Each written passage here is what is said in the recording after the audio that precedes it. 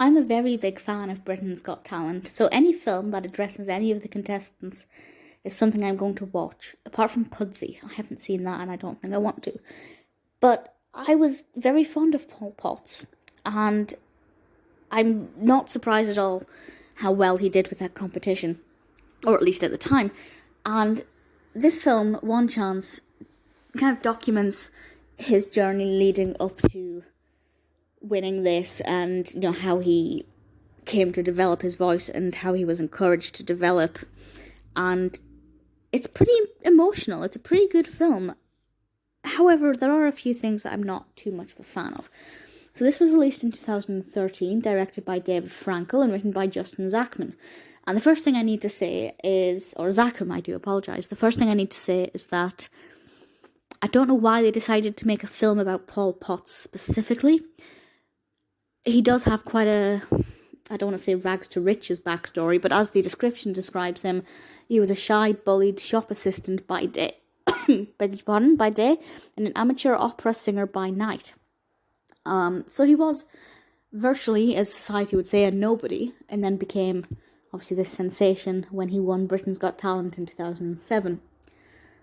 But I think a film about Susan Boyle would have been more hard-hitting, mainly because even as far back as 2013, Paul Potts wasn't really remembered by anybody who perhaps hadn't watched Britain's Got Talent back then, whereas Susan Boyle is infamous and always will be.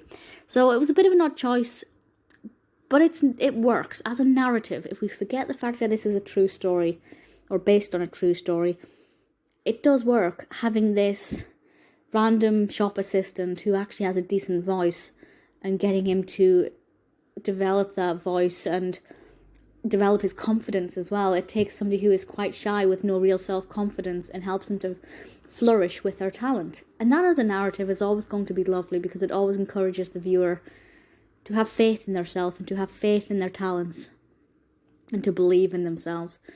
And it works. It does work. We have some beautiful singing, some lovely vocals to watch and to listen to. It is a good film. The cast is alright.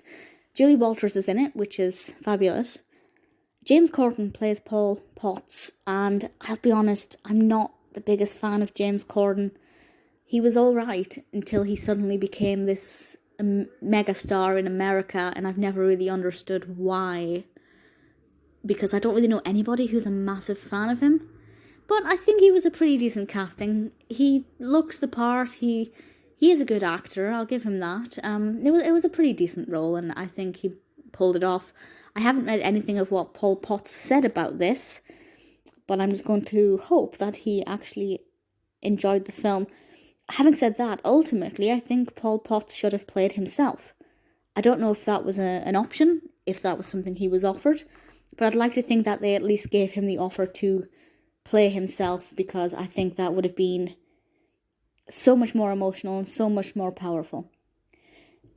The film utilises clips that it has, and the build-up as we get towards the contest is pretty exciting, and it's interesting. If you're a fan of Britain's Got Talent, or if you like Paul Potts, then it's one that you should check out.